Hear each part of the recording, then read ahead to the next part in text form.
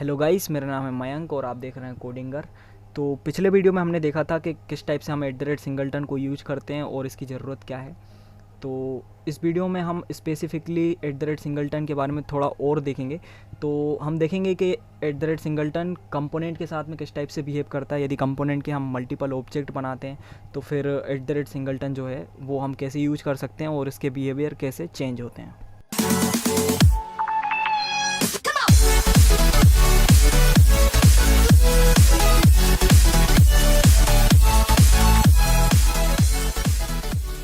तो गाइस, पिछले वीडियो में हमने @सिंगलटन को कैसे यूज करना है वो देखा था।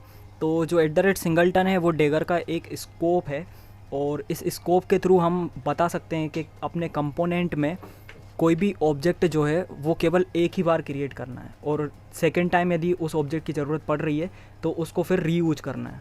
मतलब किसी भी क्लास के ऑब्जेक्ट का यदि हम चाहते हैं कि एक ही इंस्टेंस क्रिएट हो तो वो हम @सिंगलटन के थ्रू कर सकते हैं। तो अब हम चलते हैं हमारे मोबाइल कंपोनेंट पे और यहाँ पर जो हमारी मोबाइल वाली मेथड है गेट मोबाइल, इसको मैं कर देता हूँ यहाँ से अनकमेंट और फिर वापस से मेन एक्टिविटी पर आकर जो हमने ये @इंजेक्ट लिखा हुआ था इसको मैं हटाता हूँ थोड़ी देर के लिए, इसको मैं कमेंट कर देता हूँ और उसके बाद यहाँ से दो कंपोनेंट क्रिएट करता हूँ। कंपोनेंट 1 कुछ इस टाइप से और कंपोनेंट 2 कुछ इस टाइप से।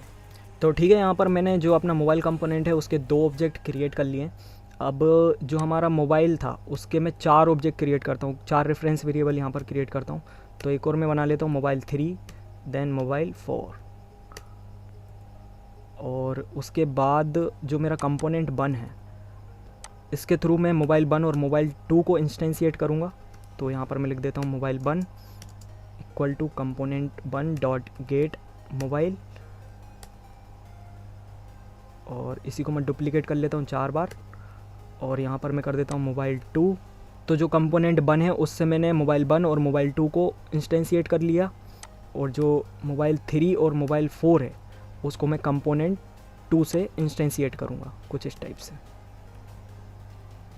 अब जो हमारा लॉग था मोबाइल वाली क्लास के अंदर, इस लॉग को हम मॉनिटर करते हैं और अपने एप्लीकेशन को रन करके देखते हैं।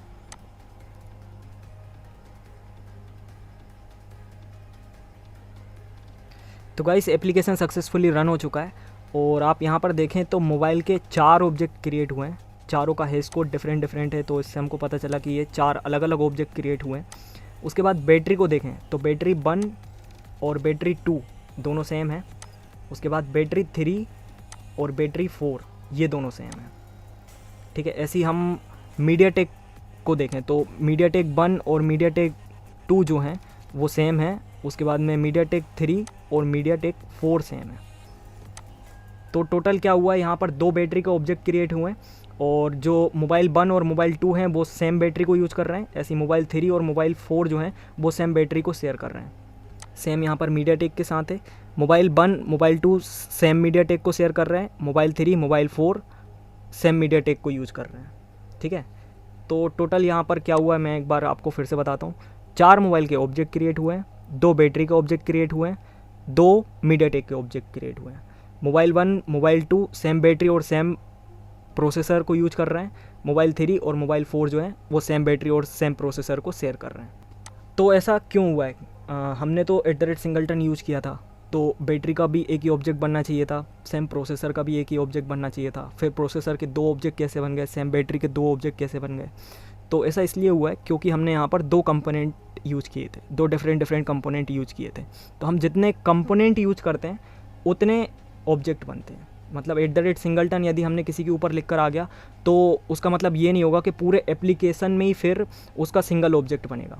Within a component single object बनेगा। तो जैसे कंपोनेंट 1 से मैंने मोबाइल 1 और कंपोनेंट 1 से ही मैंने मोबाइल 2 बनाया, तो मोबाइल 1 और मोबाइल 2 में हम श्योरिटी के साथ कह सकते हैं कि हाँ एक ही बैटरी यूज हो रही होगी। लेकिन मोबाइल 3 और मोबाइल 4 जो है वो हमने कंपोनेंट 2 से बनाया, तो फिर यहाँ पर जो कंपोनेंट 1 से बैटरी बनी थी उससे डिफरेंट बैटरी यूज होगी।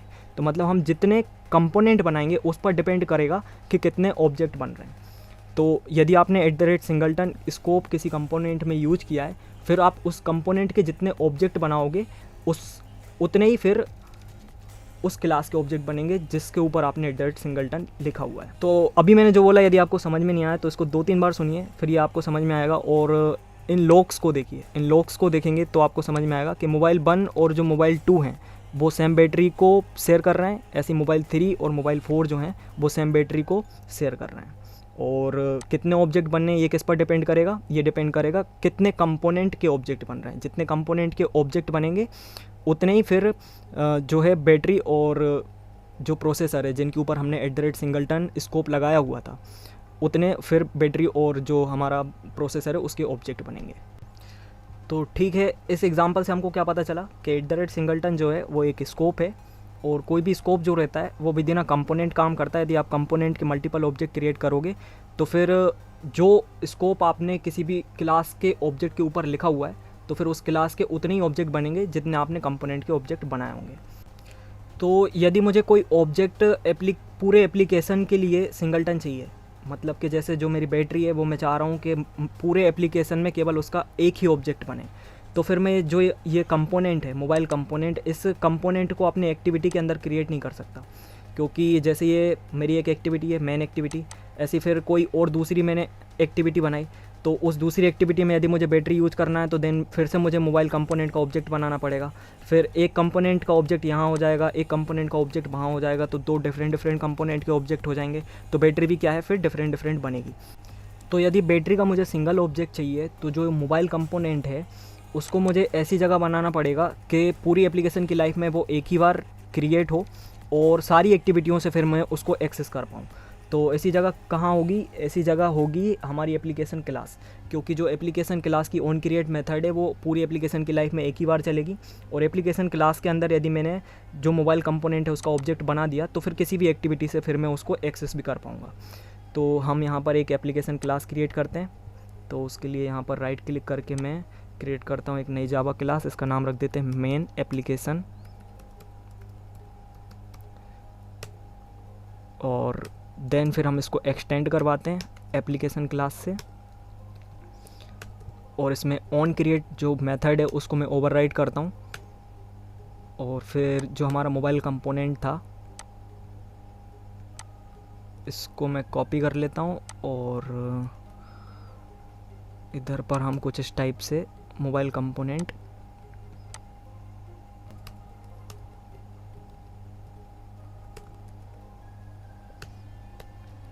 यूज़ करेंगे।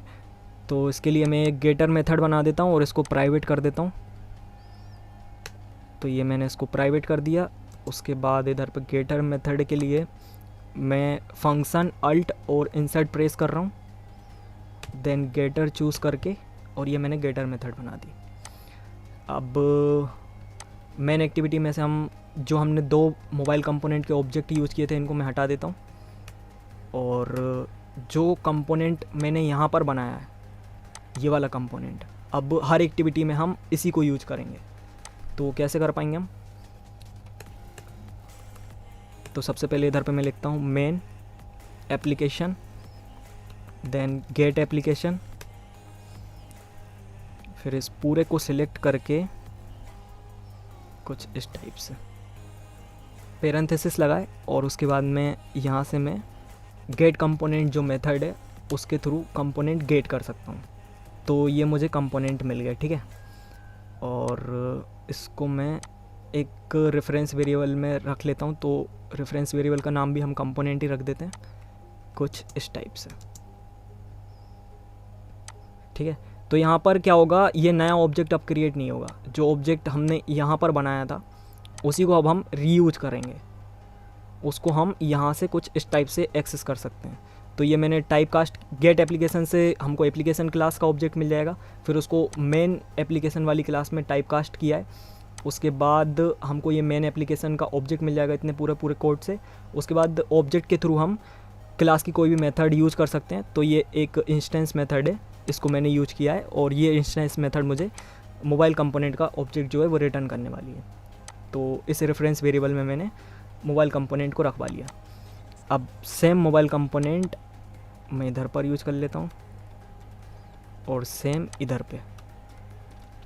अब हम इसको फिर से रन करके देखते हैं और इस बार देखते हैं कि कितने बैटरी के ऑब्जेक्ट क्रिएट हो रहे हैं, कितने प्रोसेसर के ऑब्जेक्ट क्रिएट हो रहे हैं। उससे पहले जो मेरी ये एप्लीकेशन क्लास है इसको मुझे अपनी मैनिफेस्ट फाइल में भी रजिस्टर करना पड़ेगा। तो उसके लिए मुझे इधर लिखना पड़ेगा नेम, उसके बाद ये मुझे खुद एप्लीकेशन क्लास सजेस्ट करेगा, तो मैं एंटर प्रेस करके और कुछ इस टाइप से यहाँ पर अपनी मेन एप्लीकेशन क्लास को रजिस्टर कर दिया। अब मैं एप्लीकेशन को रन करता हूँ और देखते हैं कितने बैटरी और कितने प्रोसेसर के ऑब्जेक्ट बन रहे हैं।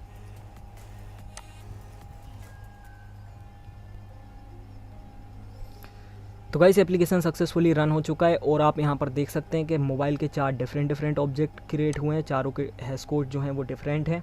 उसके बाद बैटरी यदि आप देखें तो चारों के चारों मोबाइल सेम बैटरी को शेयर कर रहे हैं। ऐसे ही आप यदि प्रोसेसर को देखें तो मीडियाटेक जो प्रोसेसर है, चारों के चारों मोबाइल सेम मीडियाटेक प्रोसेसर को जो है शेयर कर रहे हैं, क्योंकि चारों के हैश कोड सेम है। तो उससे हमको पता चल गया कि ये चारों के चारों ऑब्जेक्ट जो हैं मोबाइल के वो सेम मीडियाटेक प्रोसेसर को यूज कर रहे हैं और सेम बैटरी को यूज कर रहे हैं। तो कुछ इस टाइप से हम अपने ऑब्जेक्ट को पूरे एप्लीकेशन के लिए सिंगलटन बना सकते हैं कि वो पूरे एप्लीकेशन के लिए केवल एक ही बार क्रिएट हो। तो उसके लिए हमको क्या करना पड़ेगा, अपने कंपोनेंट को जो है वो अपनी एप्लीकेशन क्लास के अंदर क्रिएट करना पड़ेगा और फिर उस कंपोनेंट को हम किसी भी एक्टिविटी में से यदि एक्सेस करेंगे तो उस कंपोनेंट के अंदर जिसको हमने @सिंगलटन लिखा होगा वो सारे के सारे केवल एक ही बार बनने वाले हैं। तो गाइस इस वीडियो में हमने देखा कि कैसे हम किसी ऑब्जेक्ट को पूरे एप्लीकेशन के लिए सिंगलटन बना सकते हैं। तो आने वाली वीडियोस में हम देखेंगे कि कैसे ऑब्जेक्ट को एप्लीकेशन के लिए सिंगलटन बना सकते हैं, कैसे एक्टिविटी के लिए सिंगलटन बना सकते हैं, कैसे फ्रेगमेंट के लिए सिंगलटन बना सकते हैं। तो डिफरेंट स्कोप्स में हम देखेंगे कि कैसे हम ऑब्जेक्ट को सिंगलटन बना सकते हैं। तो इसके लिए हम कस्टम स्कोप्स को यूज़ करेंगे, हम खुद का स्कोप यूज़ करेंगे। जैसे @सिंगलटन एक स्कोप है, वैसे हम खुद का कोई स्कोप क्रिएट करेंगे और उसके थ्रू हम ये करेंगे। तो आपने अभी तक चैनल को यदि सब्सक्राइब नहीं किया है तो इस चैनल को सब्सक्राइब कर लीजिए। ये वीडियो आपको पसंद आए तो इस वीडियो को लाइक कीजिए। इस वीडियो से रिलेटेड कोई डाउट है तो आप नीचे कमेंट सेक्शन में पूछ सकते हैं। साथ ही साथ वीडियो के डिस्क्रिप्शन में सारे सोशल मीडिया अकाउंट्स का लिंक दिया हुआ है कोडिंगर, तो आप वहाँ पर जाकर कोडिंगर को फॉलो कर सकते हैं। मिलते हैं अगली वीडियो में, तब तक के लिए बाय।